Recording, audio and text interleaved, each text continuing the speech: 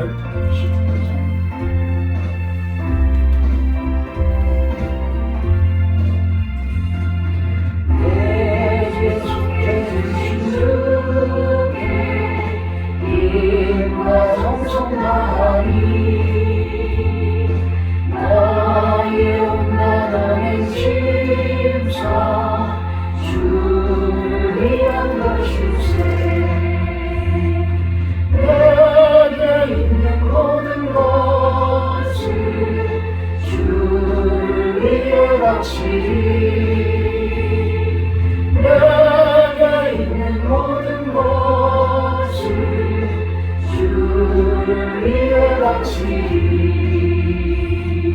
나의 손과 발을 들여 주의 명령에 나고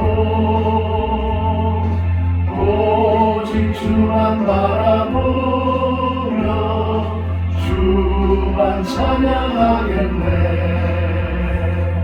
항상 주를 찬송하며 이 몸 바치오리다. 항상 주를 찬송하며 이 몸 바치오리다. 내가 주를 바라보니 나의 영혼 밝아져 십자가를 지신 주만 항상 바라봅니다. 십자가를 바라보며 주만 따라가리라. 십자가를 바라보며 주만 따라가리라. 조용히 묵도하심으로 자기 성찰의 시간이 갔습니다. 묵도하심으로.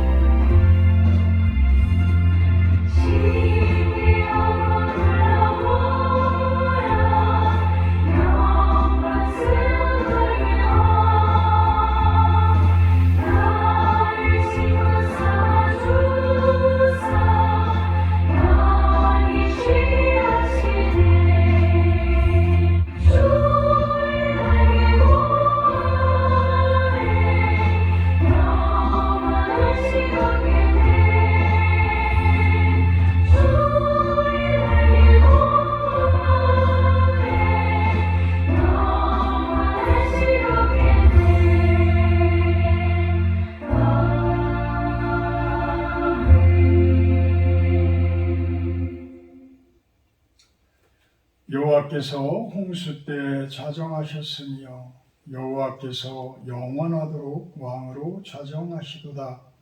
여호와께서 자기 백성에게 힘을 주시며 여호와께서 자기 백성에게 평강의 복을 주시리로다. 사랑의 하나님, 감사합니다. 멀리서부터 이곳 실로원을 찾게 하시고 예배드리게 하시니 감사를 드립니다. 이 시간 온전히 마음과 정성을 다해서 드려지는 예배가 되게 하시고 저희들의 예배를 받아 주시옵소서. 예수님의 이름으로 기도하옵나이다. 1장으로 찬양 올려드립니다.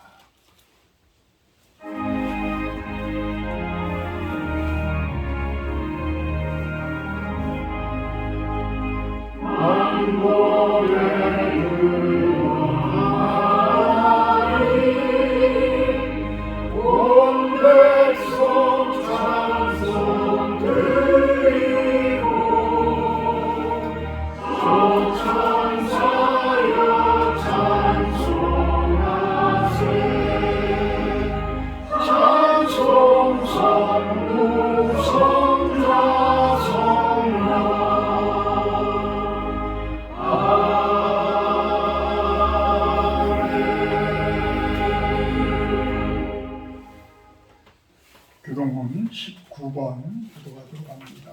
교동문 19번 시편 32편 내용입니다. 허물의 사함을 받고 자신의 죄가 가려진 자는 복이 있도다. 마음에 감사함이 없고 욕으로 기쁨을 하게 내가 입을 열지 아니할 때에 종일 신음함으로 내 뼈가 쇠하였도다. 주의 종이 주야로 나를 섬기니 내 진행이 맞아서 너는 강렬함을 같이 되었나이다. 주께 내 죄를 아뢰고 내 죄악을 숨기지 아니하였더니 곧 주께서 내 죄악을 사하셨나이다. 이로 말미암아 모든 경건한 자는 주를 만날 기회를 얻어서 주께 기도할지라. 진실로 홍수가 범람할지라도 그에게 미치지 못하리이다. 주는 나의 은신처이오니 환난에서 나를 보호하시고 구원의 노래로 나를 들으시리이다. 너희 의인들아 여호와를 기뻐하며 즐거워할지어다. 마음이 정직한 너희가 다 저희를 들으실지어다. 아멘. 같이 사도신경 하심으로 신앙 고백하도록 합니다. 나는 선정하신 아버지 하나님 소리를 참으를 믿습니다. 나는 그의 유일하신 아들 우리 주 예수 그리스도를 믿습니다. 그는 성령을 인도로 성령과 마리아에게서 나시고 온전한 너희에게 받아 십자가를 못 박혀 죽으시고 장사된 지 사흘 만에 죽자로서 다시 살아나셨으며 하늘에 오르시어 전능하신 아버지 하나님 우편한 자 계시다가 거기로부터 살아있는 자와 죽은 자를 심판하러 오십니다. 나는 성령을 믿으며 거룩한 공회와 성도의 교제와 죄를 용서하는 것과 몸의 부활과 영원한 생명을 믿습니다. 아멘. 221장 찬송하신 후에 부종신 사모님 대표를 해주십니다. 221장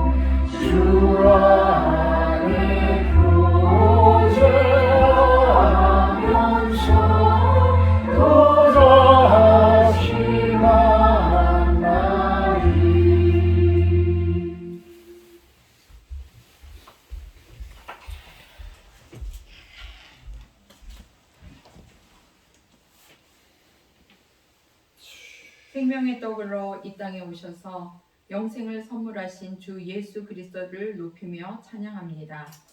거룩한 주일 하나님께 예배하고자 원근 각지에서 모인 사랑하는 성도들을 축복하시고 이 시간 주님의 한없는 은혜를 덧입기 원합니다.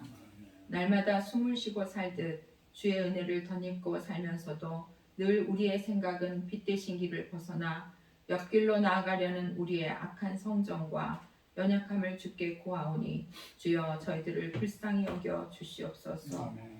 후히 주시고 꾸짖지 아니하시는 주님께 구하고 찾고 두드리는 삶을 통하여 주님께로부터 우리의 삶의 모든 것을 공급받는 삶이 되게 하시며 아버지 되신 하나님과의 친밀한 교제 가운데 날마다 거하는 인생 되기를 원합니다. 아멘. 제자들에게 너희가 먹을 것을 주어라 라고 말씀하시며 오병이어의 기적을 보이신 주님, 비록 우리가 가진 것이 없다 하여도 믿음으로 내 자녀를 축복하고 사명감을 가지고 다른 사람을 축복할 때 주께서 오병이어의 기적을 보이신다는 말씀을 받습니다. 아멘. 새해 우리에게 주실 더 큰 은혜를 기대합니다. 때에 맞는 말씀으로, 능력의 말씀으로, 때마다 일마다 공급받음으로 내가 믿는 말씀대로 이루어지는 삶이 되게 해 주시옵소서. 아멘. 성경 통독을 통해 우리의 영의 눈이 열리고 우리 영 가운데 말씀을 가득 채울 때 영혼 육이 부욕해 되고 회복되며 강건해지는 복된 삶이 되기 원합니다. 아멘. 우리로 하여금 낙심치 않게 하시고 다시금 일어서는 귀한 은혜를 더하여 주시옵소서. 실로온 교회를 향하신 러시아 연해주와 북한 선교의 사명을 저희들이 한 마음으로 감당케 하시고 먼저 기도로 나아가기 원합니다. 토마스 고석부 선교사님의 그 헌신과 수고를 아시는 주님, 주님께서 하시고자 하는 일들을 함께 이루어갈 동역자들을 붙이시고 필요한 재정과 모든 것들을 공급하실 것을 믿습니다. 저분들의 건강과 안위를 지켜주시옵시고 가족들을 은혜 안에 거하게 하여 주시옵소서. 아멘. 이 시간 단위에 세우신 목사님께 성령의 충만하심으로 기름 부어주시고 대언하시는 말씀에 오직 주의 능력만이 충만하게 나타나게 하여 주시기 원하옵고 좋으신 주님을 찬양하오며 모든 말씀을 예수 그리스도 이름으로 기도합니다. 아멘.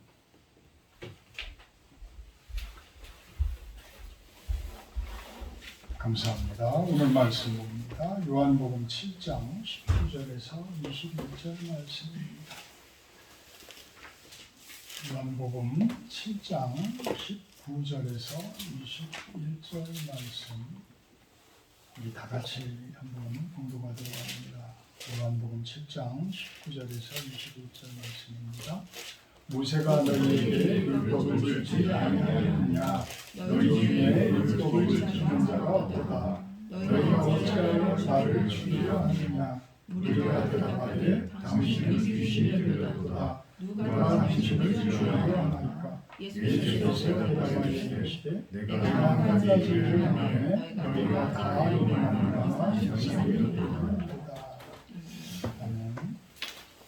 오늘 말씀 제목은 믿음의 5가지 장애물, 이렇게 한번 적어봤습니다. 믿음의 5가지 장애물. 우리가 믿음이라는 것, 하나님을 믿고 예수님을 믿고 하나님 앞에 다가서는데 그 믿음이라는 것을 방해하는 5가지 요소를 그 미국의 로버트 맥기라는 분의 책, 내 안의 위대한 나라는 그 책에서 한번 오늘 설교를 하면서 우리들의 믿음의 정도가 어느 정도 위치에 있나를 한번 검토해보는 시간을 갖려고 합니다. 내 안의 위대한 나. 로버트 맥기라는 분이 지은 책인데요. 미국에서 200만 부 이상의 베스트셀러로 팔렸다는 책입니다.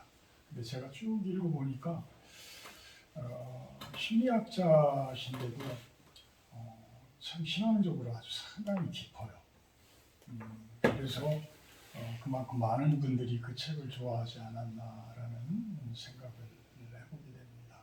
그 중에 우리 성도님들이 꼭 좀 한번 이 부분에 대해서는 검토를 좀 하고 믿음에 대해서 한번 다시 나를 살펴보는 그러한 시간 꼭 필요하다 싶어서 제가 오늘 설교에 한번 반영을 해봤습니다. 오늘 본문 말씀을 보게 되면 참 모세가 너희에게 율법을 줬는데 너희 중에 율법을 지키는 자가 없도다, 이렇게까지 예수님은 이야기를 해요. 이 심각한 문제예요. 그죠? 장로님은 하나님으로부터 큰 은혜를 받았다고 하는데 장로님 보시기에는, 내가 보기에는 장로님은 하나도 하나님의 말씀을 지키고 있지 않습니다. 이러면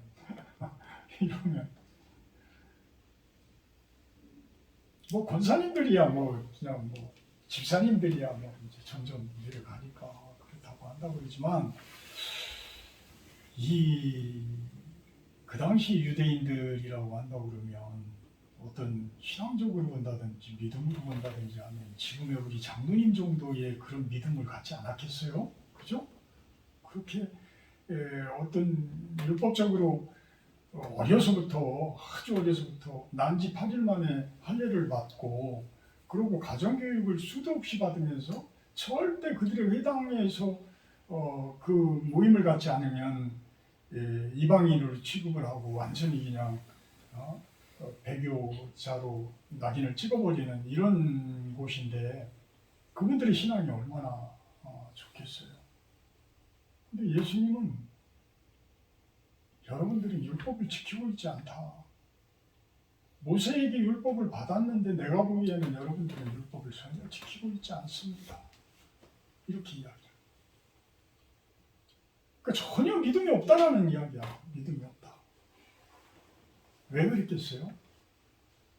잘못되어진 율법을 바라보고 있는 거예요. 우리가 성경을 본다고 하지만 그 성경을 왜곡해서 쳐다보게 되면 내 중심적으로 그거를 바라보게 되면 이상한 모습으로 해석이 되어져 버려요. 하나님께서 뜻하신 그 모습이 아니라 전혀 다른 모습으로 해석이 되어져 버려요.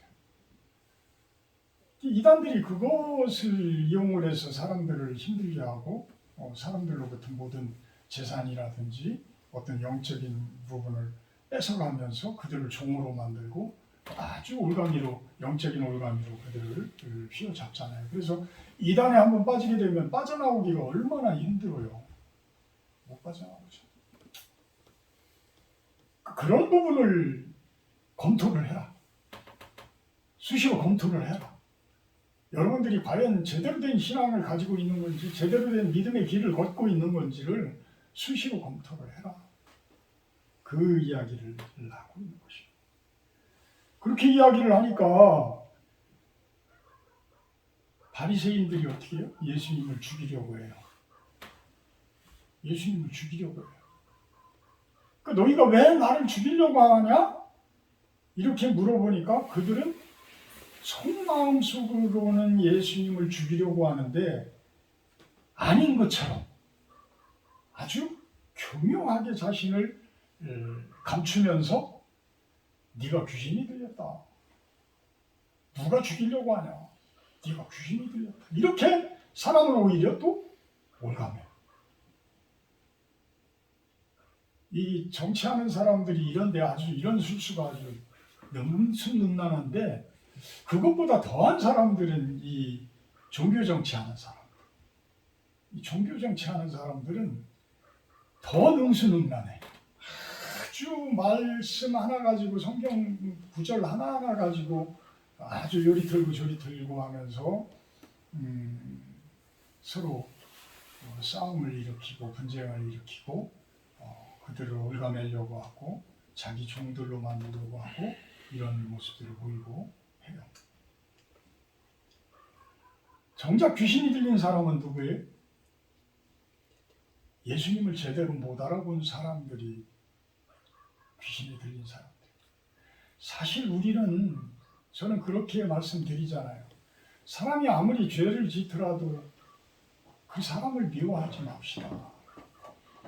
그 사람 안에 있는 어둠의 영들을 미워해야지, 그들을 대적해야지, 그들의 악한 영이 숨어있는 그 부분을 대적을 해야지, 사람을 미워하지 맙시다. 사람을 미워하지. 물론 개 중에는 성격이 특이하고 성격이 이상하고 우리가 생각할 때 좀 다르고 이런 분들이 있어. 그런 분들이 있어. 이렇게 가까이 하기가 참 어려운 사람들이 있어. 그분 스스로가 막 배타적이고 그분 스스로가 자꾸 피하려고 하고 산속으로 들어가려고 하고 자기 혼자만의 그런 성을 쌓으려고 하는 이런 분들이 없지 않아 있어요. 그와는 또 반대로 또 막 사람들 앞에 나서려고 하고 사람들 앞에 막 대하는데 자기를 철두철미하게 감추는 사람들도 있죠. 겉으로는 아주 웃으면서 기뻐하고 막 어울리는데 집에 들어가서 보면 아주 우울한 감 속에 빠져 있고 가족들하고는 제대로 좋은 관계를 맺지 못하고 이런 사람들도 있어요. 이런 부분들이 얼마든지 해결될 수 있거든요. 사실은 얼마든지 해결될 수 있어요. 어떻게? 믿음으로 해결될 수 있어요. 그래서 내 안에 위대한 나야. 내 안에 위대한 나. 그 위대하신 분이 내 안에 들어오면 해결이 된다라는 이야기예요. 그것을 이야기하는 거예요. 그것을 결론적으로 그것을 이야기하는 거예요. 유대인들에게 예수님이 영접되어졌다라면, 그죠? 그분이 영접되어졌다라고 한다고 그러면, 그분이 유대인들 안에 그 마음속에 자리 잡았다라고 한다고 그러면, 이 세상은 훨씬 더 좋은 모습으로 바뀌었을지 몰라요.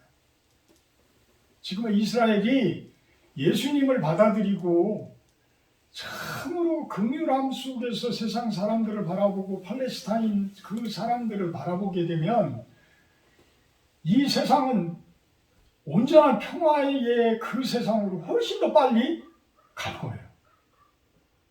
왜?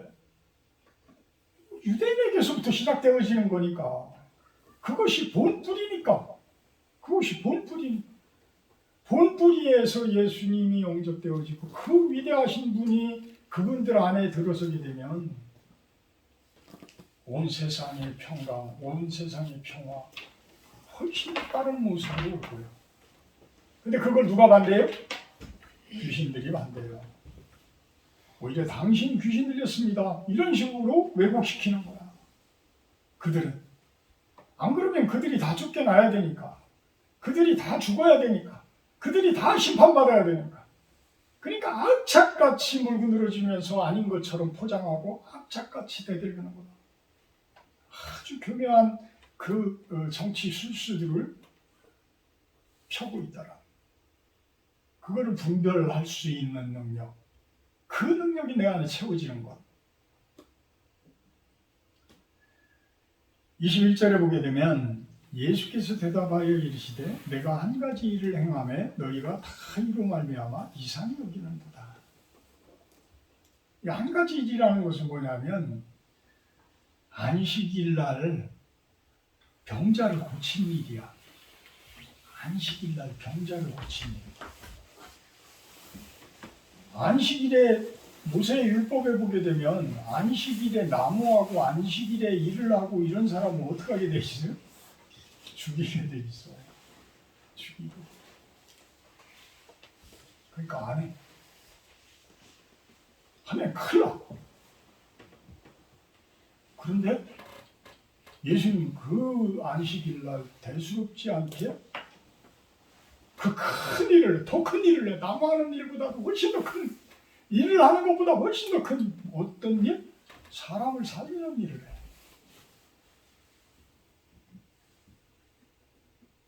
그 큰 일을 하는데 그 큰 일을 하나님의 아들이라면 어떻게 율법을 범하면서 저런 일을 할 수가 있어? 이렇게 바라보는 거예요. 이 사람. 근데 예수님은 뭐라고 그래요? 내가 바로 안식일의 주인이다라고 이야기해요. 하나님이 주인이다라는 거야. 그리고 이스라엘 사람들은 8일 만에 할례를 받는데 8일이 안식일에 딱 걸렸어. 할례를 하겠어요? 안 하겠어요? 했다라는 얘기야. 여기서 했다라는 이야기야. 왜? 하나님의 일이기 때문에. 근데 하나님의 일은 더 큰 일이 있는데 이건 형식적인 일일 수 있어요. 하나님의 일은 이제는 예수님께서 오시면서 어떤 세상으로다가 이 세상을 쳐다보게 만드셔요? 보이지 않는 영적인 세상을 연결을 시켜주는 거야. 그래서 에베소서 1장 10절에 하늘과 땅을 통일시킨다. 당신께서는, 예수님께서는 이제부터는, 내가 온 이후로는 하늘과 땅을 연결시킨다. 무엇으로? 내가 십자가에 달림으로 인해서. 그래서 성수 2장이 쫙 가라져요. 쫙. 이제부터는 보이지 않는 세계를 열어주겠다라는 거야. 여러분들은 그 보이지 않는 세계에 대해서 얼마나 갈망을 하고 계셔요? 얼마나 쳐다보려고 노력을 해요?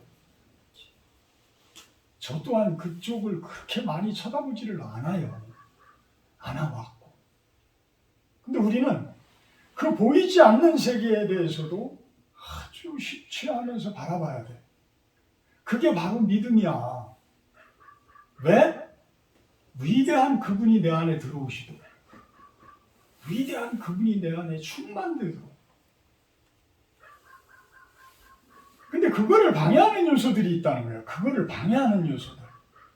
이 5가지를 이야기를 하는데, 첫째는 뭐냐면 믿음에 대해서 잘못된 동기를 가지고 우리가 출발을 한다라는 거예요. 이거 아주 상당히 중요한 거예요. 물론 신앙생활이 얼마 안 되신 분들은 대부분이 이걸로 출발이 되어지죠. 그러니까 어떤 목적이 있어. 목적이 있어. 그러니까 사업이 잘 되게 한다든지, 아니면 내가 질병을 가지고 있다든지, 내 가정에 어떤 문제점들이 있다든지, 내 사업에 문제점들이 있다든지, 이런 것들을 해결하기 위해서 아주 간절히 기도를 해. 그리고 그냥 쫓아가. 근데 제가 아시는 분도 요즘에 와서 이제 그런 이야기를 이렇게 듣게 되는데, 참 열심히 하셨어. 뭐 한 1년여를 아주 열심히 하셨는데 변화가 없거든. 변화가 없어. 그러니까 실망. 근데 변화가 없다라는 것이 그분이 생각하는 변화가 없는 거지, 사실은 변화가 많아요. 사실은 변화가 상당히 많은 거야. 근데 그 부분을 우리가 못 쳐다봐서 그렇지. 왜? 보이지 않는 곳에 있으니까, 영적인 세계에 있기 때문에 그 부분을 못 바라보는 거야. 자꾸만 세상적인 눈으로만 그걸 바라보려고 하니까. 그러니까 안 보이는 거야. 안에서는 차곡차곡 하나님께서 쌓아주고 계시는데, 차곡차곡 쌓아주고 계시. 아니 우리가 뭐 한 1년 기도하고 한 2년 기도했다고 그래가지고 확 만들어주면 하나님의 일이시겠어요? 우주 만물을 창조하신 그 창조의 법칙들이 다 뒤죽박죽돼서 엉망진창 되겠지. 그러잖아요. 정해놓으신 법칙들이 있는데 그 안으로 들어가는 것이 쉽지 않은 길이야. 사실은 쉽지 않은 길. 보이지도 않는 것 같고, 이루어지지도 않는 것 같고, 열매도 맺어지지도 않는 것 같고, 그래. 그래서 우리는 성경책에 말씀을 하시잖아요. 열매에 대해서 이야기를 해요. 그래서 우리 신앙생활에 대해서는 지금 내가 나를 바라볼 때에 잘 보이지 않지만, 내가 참 꾸준히 열심히 했을 때에 나중에 맺혀지는 열매, 그게 결국은 답이에요. 결국은 답이야. 그걸 냉철히 바라봐야 돼. 내 믿음 생활이 어땠는지에 대해서, 지나간 세월에 대해서 냉철히 판단을 하시고, 열매가 참 하나님이 보시기에 좋은 열매가 맺혀진 모습이라면 아주 좋은 동기로, 좋은 신앙으로 출발되어진다. 근데 아직도 맺혀지지 않은 열매가 있다라고 한다 그러면 그것은 잘못된 동기를 가지고 있는 거예요. 조금 바꿔가지고 아까 제가 잠깐 설명드렸듯이 열심히 1년 넘도록 성경을 읽고 통독을 하고 그렇게 했는데 정작 기도했던 내용들이 열매를 맺지를 못해. 열매를 안 맺어. 그러니까 내가 이거를 포기해야 되나? 이게 무슨 신앙이에요? 이게 무슨 믿음이에요? 이렇게 이야기를 할 수 있어요. 그렇지만 제가 말씀드렸듯이 그 안에 차곡차곡 쌓여진 것들이 있다니까. 그것을 바라볼 줄 아는 믿음. 죄송합니다. 제가 말씀드리는 거를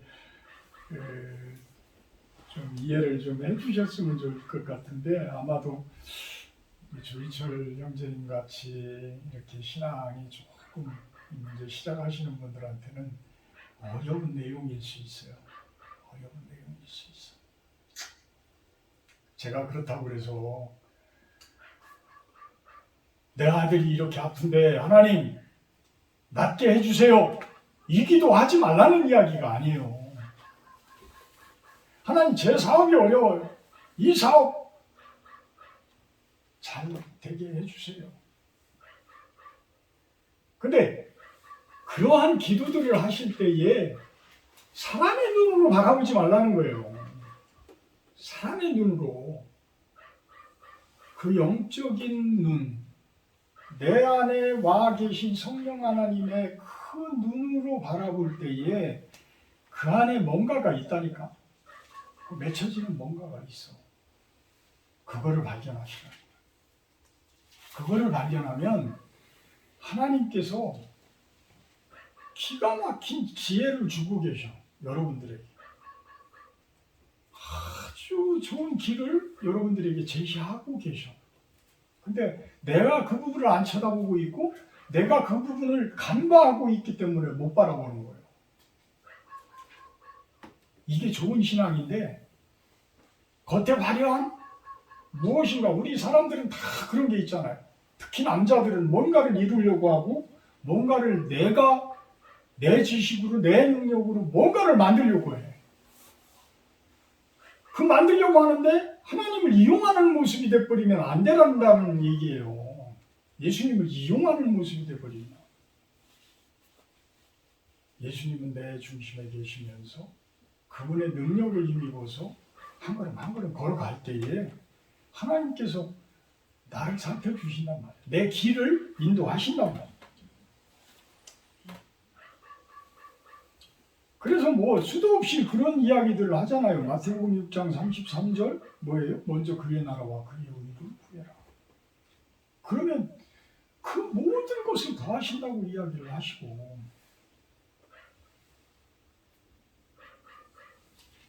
먼저 뭐예요? 하나님을 구하라. 먼저 하나님의 일을 구하라는 거야. 내가 하려고 하는 일들, 그 일들이 그 가운데 하나님의 그 일이 숨어 있어. 사실 그 일들이 있는 거야. 근데 그 부분이 목적이 되어야 하는데 겉모습이 자꾸만 목적이 되어져. 겉모습이 목표가 되어져. 그 부분이 자꾸 목적이 되어져. 그러다 보니까 예수님이 뒤쫓아오는 상황이 되고 내가 앞질러 가는 상황이 되고 이래요. 그러다 보니까 우리 사람들은 뭐야? 다 부족한 사람들이에요. 목사님 나라고 뭐 부족하지 않겠어요? 목사님 나라고 욕 얻어먹지 않겠어요? 사실 우리 목사님들 욕 얼마나 많이 하죠? 왜? 부족한 투성이기 때문에.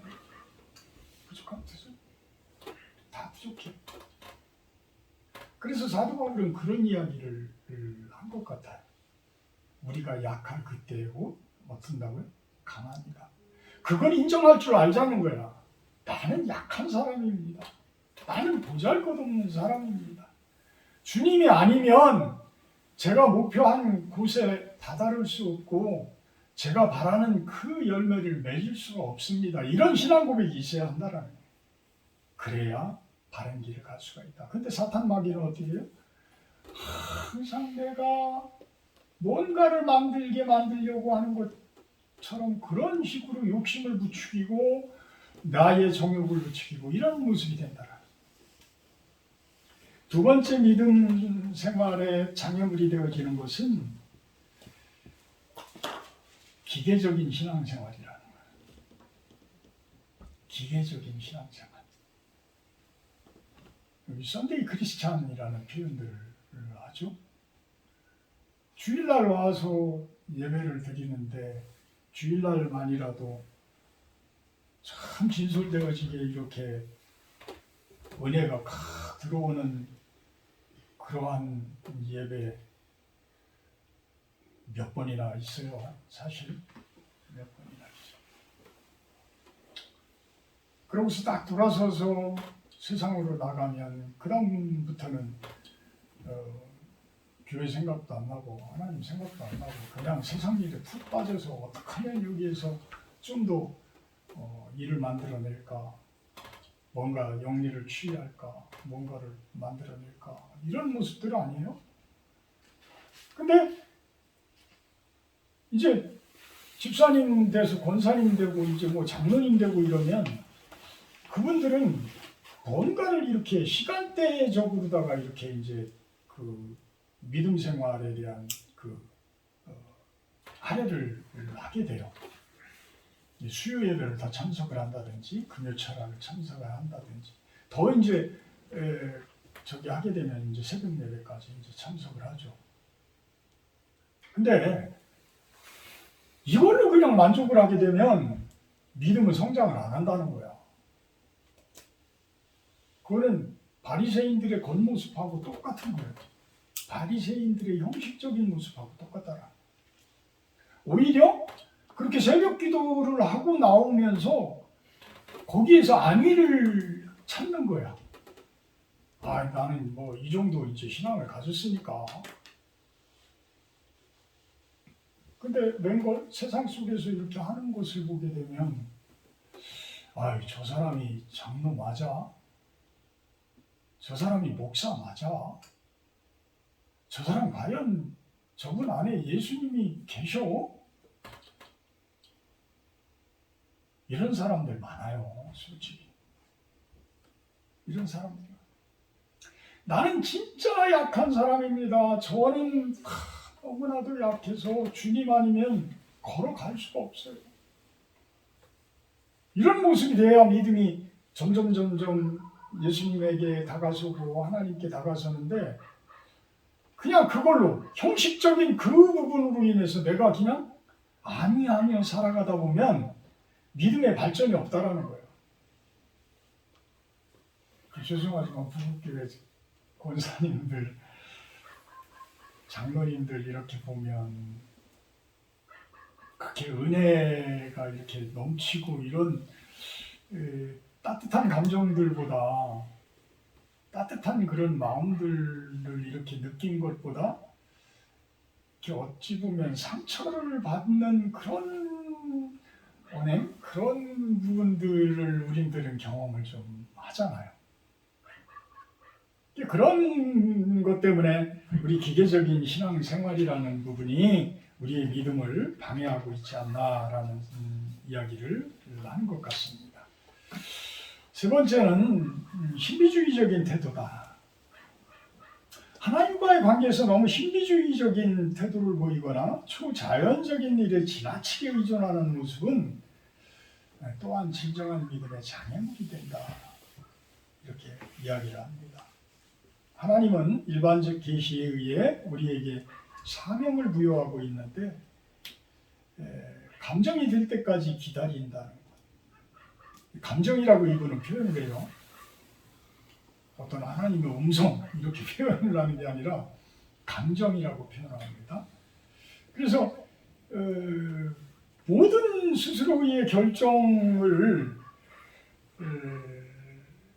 감정인데 하나님이 보내는 신호라고 착각을 한다는 거야. 착각을 한다는 거야. 우리도 그런 경우 많이 경험들을 했잖아요. 많이 겪어봤잖아요. 지금도 그런 분들이 있어요. 얼마 전에 여기 교회 와가지고 나한테 목사인 줄 알면서 여가 교회인 줄 알면서 왜 전도 안 하십니까? 그러는 거야. 뭐 2000년이나 지났다고 뭐 정말이 멀은 것 같습니까? 제가 아주 혼났어요. 근데 그분들이 왜 그럴까? 를 생각을 해보면 하나님의 말씀보다 자신들의 기도와 기도 속에서 들려지는 그러한 신호? 계시라고 표현을 한다 그러면 계시는 하나님께서 진짜 주시는 음성이에요. 물론 그분들이 계시를 받을 때도 있지만 어떤 감정적인 신호를 받을 수가 있다라는 거예요. 잘못되어진 신호를 받을 수가 있다라는 거예요. 그래서 이분은 특별 감정을 말씀 위에 두지 말아라. 말씀 위에 두지 말아라. 그 부분들이 특별 감정을 계시로 받아들일 수 있는 분별력을 갖추기 전에는 그 부분을 함부로 적용시키지 말아라. 그분들의 감정을 특별 계시인지 검증할 수 있는 방법이 있어. 세 가지를 이분은 이야기를 해요. 세 가지를. 첫째는 성경에 명확한 가르침이 있느냐는 거야. 그분이 받은 계시가 성경적으로 확실한 근거를 둘 수 있는 거냐는 얘기야. 그러니까 그거잖아요. 시한부 종말론자들은 몇 월 며칠 날 지구가 멸망한다라는 거야. 심판이 온다라는 거야. 근데 성경 말씀 속에서는 그렇게 이야기해요? 예수님께서? 예수님도 모르신다고 그래. 그때와 그 시기는 하나님만 아신다고 그래. 그럼 무엇으로 그거를 그 계시인지 감정인지 구분을 해낼 수가 있어요? 말씀으로 해낼 수가 있는 거예요. 말씀으로 해석을 해야 된다라는 거예요. 그거를 당신이 받은 특별 계시, 그게 말씀보다 위에서? 그건 아니잖아요. 그건 아니에요. 두 번째는 이전에 경험한 지식으로 그거를 판단할 수가 있다. 많은 선지자들의 경험되어진 지식들, 여러 가지 성경에서도 비유 속에서 찾을 수가 있고 성경의 많은 그런 과정들 가운데서도 찾아낼 수가 있다. 세 번째는 성숙한 그리스도인들의 동의가 있어야 된다. 그래서 나눔이 얼마나 중요한지 몰라요. 나눔은 사실 믿음이 적은 분들이 믿음을 성장해 가는데도 아주 필요한 것이고, 또 당신들이 가지고 있는 그 신앙과 어떤 특별 계시 이런 부분들이 검증받을 수 있는 길이기도 해요. 그래서 이 나눔은 상당히 중요해요. 나눔을 하는 첫째 조건은 뭐냐면 나를 감추지 말아야 돼. 나를 감추지 말아야 돼. 요즘에 그 큐티인 여기에 그 간증되어진 내용들을 보게 되면 참 엄청난 내용들이 그 속에 있어요. 거의 모든 사람들이 뭐 간음, 뭐 주식, 오해, 뭐 그 다 재산 탕진하고 뭐하고 하는 그런 부분들이 가득해. 근데 그걸 감추고서는 믿음이 성장할 수가 없는 거야. 사실 믿음이 성장할 수가 없어. 그렇다고 그래서 뭐 대놓고 많은 사람들 앞에서 시험 들게 뭐 하라는 이야기는 아니에요. 적어도 하나님 앞에는 그 부분을 내놔야 되지 않나. 적어도 하나님 앞에서는 그 부분을 내놔야 된다는 거예요. 네 번째 장애물은 지식이 부족해서 그렇다. 지식이 부족해서. 지식은 어떤 지식? 성경적 지식을 이야기해요. 그래서 우리가 성경 통독을 많이 해야 돼요.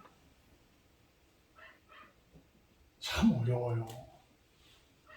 참 어려워요. 성경 계속 봐도 볼 때마다 새로워지고 볼 때마다 느껴지는 감동이 달리 와요. 그래서 사실은 몇 번 읽은 게 중요한 게 아니라 우리가 얼마나 하나님과의 관계 속에서 사느냐가 중요한 것 같아.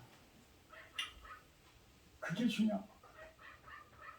그래서 우리가 살아가면서 그 믿음 생활을 바르게 하냐 못하냐는 참 얼마나 나를 내려놓고 그 성경 말씀을 바라보고 있고 그분과의 교통을 하고 있느냐가 중요하다고 봅니다.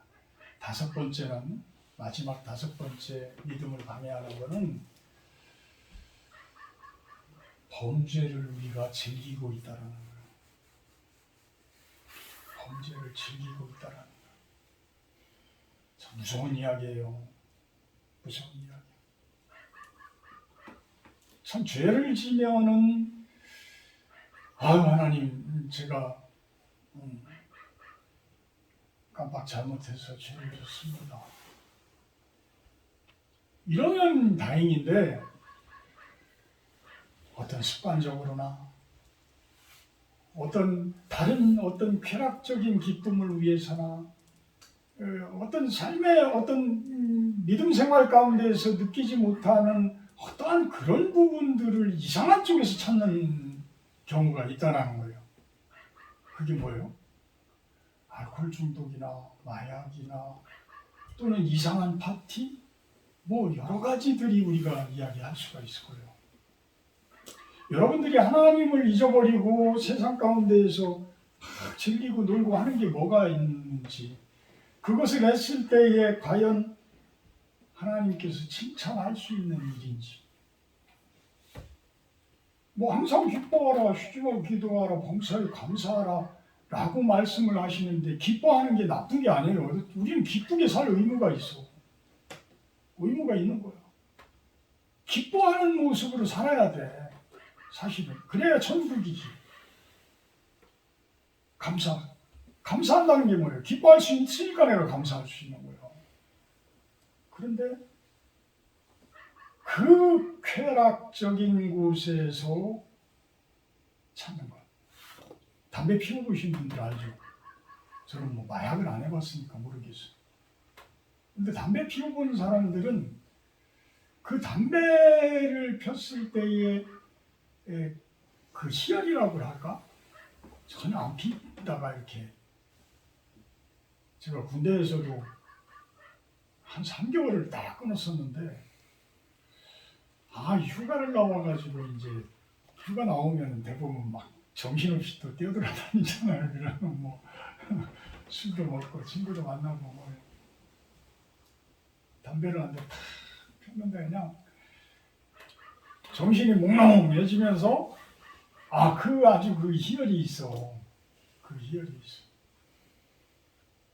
그래서 제가 술 담배를 딱 끊어버렸어. 이거는 마약이구나. 마약이 맞아요. 술을 마시면 이상하게 사람이 변하잖아요. 남자나 여자나 똑같아요. 술 이기는 사람이면 다행이야. 술 몇 잔 딱 먹고 딱 끝나면 건강할 정도만 딱 먹으면 얼마나 좋겠어요? 근데 안 그래. 서로 막 주고받고 막 희희낙낙하고 이러다 보면 이상한 곳에 빠지게 되고 또 내가 하는 일이 다 흐트러져 버리고 그러니까 내가 하는 일이 정신이 맑아도 이거를 제대로 해나갈지 못할지 이게 참 어려운 그런 자본주의의 그 세상인데 그렇게 허랑방탕하면서 그게 만들어져 가요? 절대 해나갈 수 없어요. 정신 바짝 차리고 내 정신만 차려도 안 돼.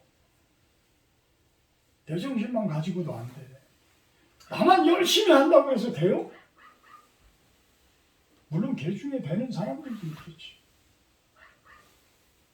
교묘하게 사기치고 교묘하게 하면 하는 사람들도 있겠지. 근데 그거는 참된 지혜가 아니야. 우리 크리스찬들은, 믿음을 가진 사람들은 예수님의 능력을 구해야 돼. 예수님의 지혜를 구해야 돼. 이게 해결 방법이야. 이게 결론이야. 원래 우리는 주님을 잘 모를 때는 자신의 지혜와 능력을 의지하여 자기를 영화롭게 만드는 것에 목적을 두고 있었다. 이 책에서는 이렇게 이야기해요. 맞잖아요. 그죠? 우리가 주님을 모를 때는 자신의 지혜와 자신의 능력을 의지해서 내 삶을 영화롭게 만들려고 하는 거야.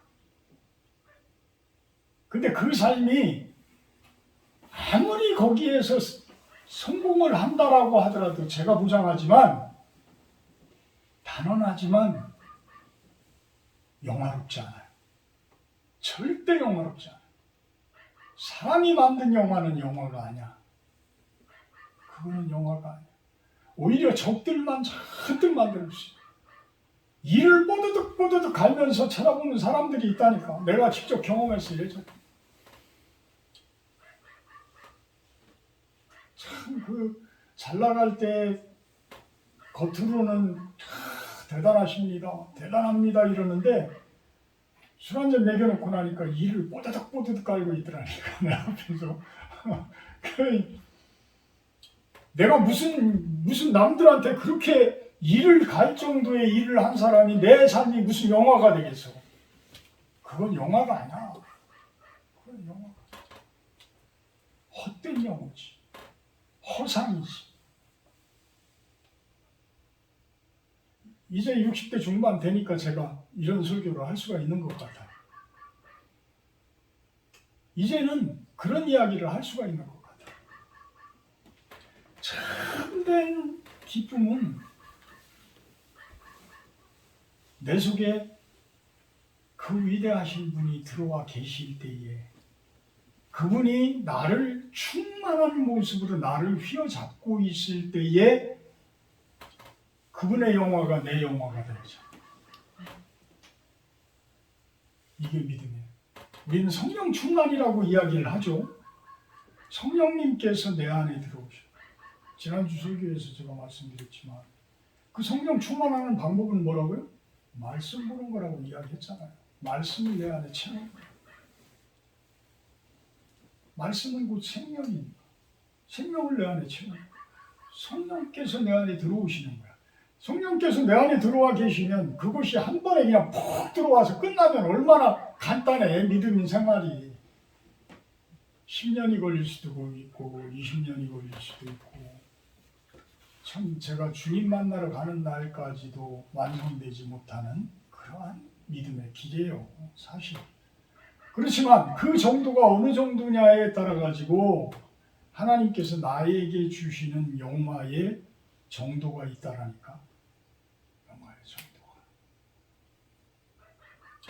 그분을 채웠는데, 그분이 충만되도록 내 안에 계시는데 그거를 방해하는 요소들에 대해서 5가지를 오늘 살펴본 거예요. 갈라디아서 2장 20절 말씀 보고 마치도록 합니다.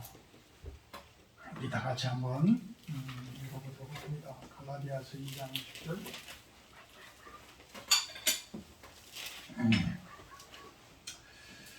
내가 그리스도와 함께 십자가에 못 박혔나니 그런즉 이제는 내가 사는 것이 아니고 오직 내 안에 그리스도께서 사시는 것이다.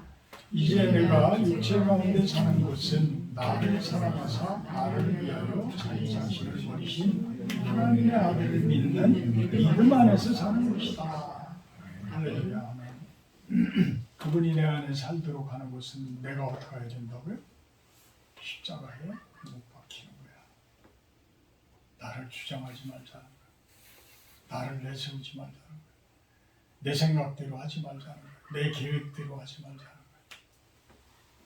이 부분을 우리가 제 설교를 떠나서 한번 깊이 한번 생각을 해보세요. 깊이. 내 의도대로 가는 것이 맞는 길일까? 아니면 그분이 내 안에 채워지기를 바라고 그분께서 인도하는 길을 가는 게 과연 좋은 길일까? 훨씬 더 후자가 그 실패하지 않는 길 아니겠어요? 그게 훨씬 더 영화로운 길이에요. 아무것도 없는 것 같지만 저는 요즘에 너무 행복해요. 솔직히 너무 행복해. 어제도 우리 구정신 여사 청년 퇴임식하고 그랬지만 우리 친척 친지들이 그렇게 함께하고 또 선생님들이 그렇게 많이 와서 이렇게 같이 하고 참 신호회하고 이런 선생님들도 있지만 믿음 생활하지 않는 선생님들까지도 진짜 말 그대로 뭐 전북에서도 오고 여기 세종에서도 올라가고 그냥 이런 분들. 무엇보다 병진이가 밥값을 다 냈다는 거. 또 9일 날에는 또 우리 손주가 또 이쁘게 그냥 우렁차게 또 이렇게 태어났다는 거. 제가 그런 것을 이렇게 생각을 하면서 나는 참 엄청난 축복을 받고 있구나. 엄청난 것을 이룬 사람이구나. 이런 감사의 마음을 갖게 됩니다. 내 안에 그리스도를 충만하도록 채우십시오. 그래야면 모든 문제가 해결됩니다. 간단한 문제예요. 내 안에 그리스도를 채우세요. 충만하도록 채우세요. 그게 목표가 되어져요. 그러면 나머지 것들은 저절로 쫓아가지, 저절로 해결되어진다.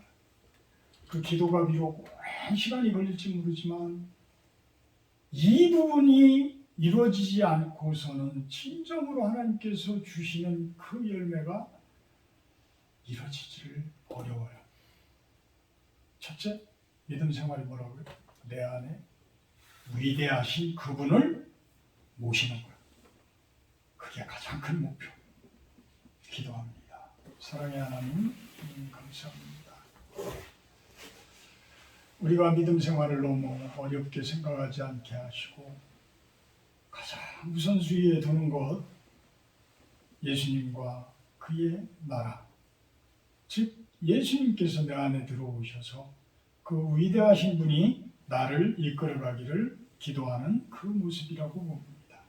하나님, 순종하며 다가서는 우리들의 모습이 되게 하여 주시옵소서. 예수님의 이름으로 기도합니다. 아멘. 50장 1절 하며 공헌하도록 합니다.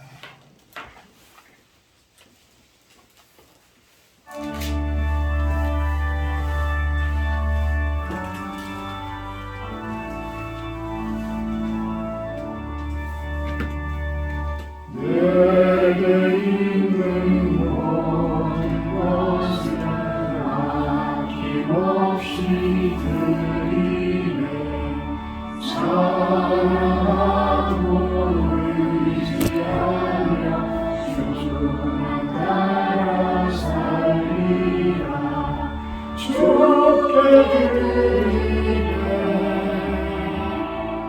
주께 드리네. 사랑하는 구주 앞에 모두 드리네. 아멘. 귀한 물질을 올려드립니다. 하나님의 뜻을 이 땅 가운데 세우는 곳에 사용되어지게 하여 주시옵소서.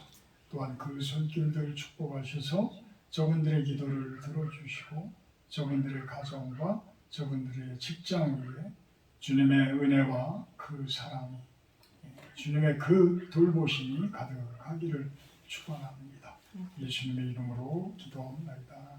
아멘. 다음 주 주일 예배 기도는 김재현 집사님을 모십니다. 지난주에는 제가 우리 토마스 선교사를 좀 만나고 왔는데 지금 우리가 예전에 그 기도했던 그 시리어타운 그 노인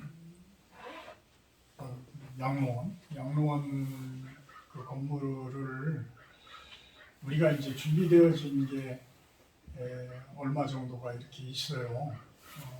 그래서 이제 그 부분을 드리고 그 건물을 좀 매입을 하려고 했었는데 지금 러시아와 우리 한국의 관계가 너무 안 좋아서 얘기도 못 꺼내게 하더라는 거지. 그래서 참 어려울 것 같고, 그래서 이제 지금 연추교회가 있는 지금 짓고 있는 뭐 공정이 제가 보기에는 한 40% 정도 된 것 같은데 그거를 마무리하고 또 이제 재정적으로 또 이제 여유가 있다라고 그러면 옆으로 또 더 증축을 해서 그 부분에 이제 어떤 그 양로원의 그 기능을 우리로 이야기하면 주간 보호센터 뭐 그런 식으로 와서 이제 노인회관 겸 뭐 이렇게 지낼 수 있는 분들은 지내고 해서 뭐 일단 한 10분이든 뭐 이런 정도 해서 이렇게 지낼 수 있는 그런 공간으로 만드는 게 어떻겠습니까? 그러니까 토마스 선교사도 그것도 괜찮은 생각입니다. 이렇게 이야기를 하시더라고요. 그래서 3월 달부터는 이제 그렇게 진행을 좀 해야 되지 않을까라고 생각을 해요.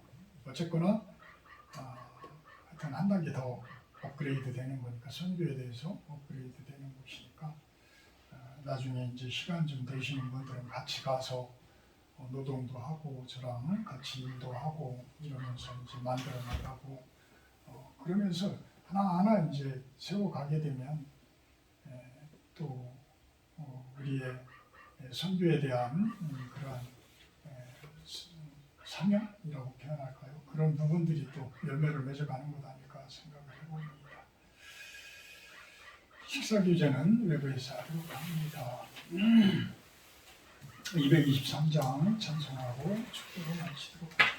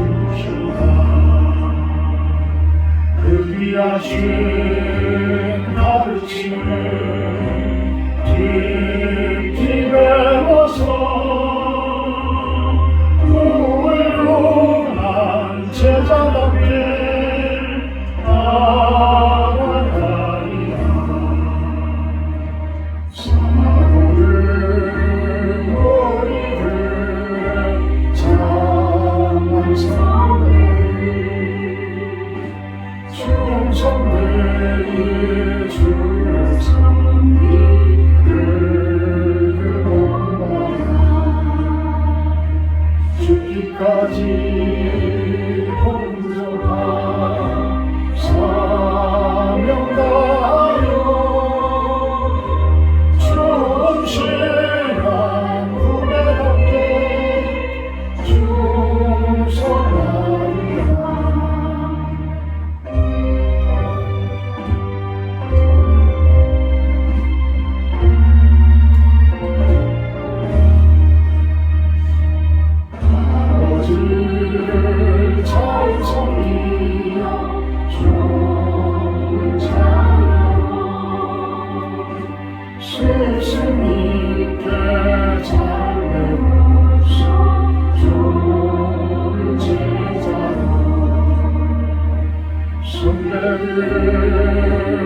본받아서 주로가요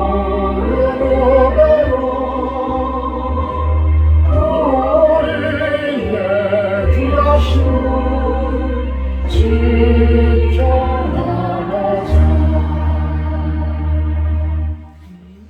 하나님 감사합니다. 우리 김재훈 집사님 기도하는 모든 일들이 주님의 은혜 가운데 세워지게 하시고, 윤석이 결혼을 또한 앞두고 있습니다. 그것까지도 책임져 주시기를 기도합니다. 연로하신 어머님 살펴주시고 아프지 않게 하시고 감사하고 기쁨 가운데에 주님 맞는 그런 모습이 되기를 소망합니다. 우리 조휘철 사랑하는 형제님, 하나님께 사랑하셔서 모든 것들이 안정되어지게 하시고 아픔이 사라지게 하시고 기쁨이 가득한 그런 모습이 되기를 축원합니다. 우리 김진용 권사님 내외 하나님 같이 참석하게 하신 것 감사드립니다. 기도하지 않아도 하나님께서 저분들의 그 갈망하심과 바라는 것들을 다 아시리라 믿습니다. 좋은 그러한 신앙 가운데 많은 자들에게 본이 되어지는 그러한 삶이 되어지게 하여 주시옵소서. 우리 우영이 축복하셔서 또 귀한 짝 예비하기를 또한 기도합니다. 우리 구미희 사랑하는 사모 멀리서 미국서부터 왔습니다. 건강치료 잘 받게 하시고 하는 모든 일들이 하나님의 귀한 사역이 되어지게 하여 주시옵소서. 유시연 집사님 건축 중에 있습니다. 어렵지 않게 하시고 기쁨 가운데 즐거움 가운데 잘 완성되게 하시며 그 과정에 웃음꽃이 피게 하시고 하나님의 놀라우신 그 아름다운 동산이 그 과정에 세워지기를 축복합니다. 이제는 우리 주 예수 그리스도의 은혜와 아버지 하나님의 놀라우신 사랑하심과 성령의 교통 임재하심의 축복이 이곳에 모인 우리 신루한 성도님들 머리 위에와 영상을 통해서 예배드리는 성도님들 온 세상에 하나님 나라가 임하기를 기도하는 당신의 백성들 머리 위에 영원토록 함께하기를 간절히 축원하옵나이다.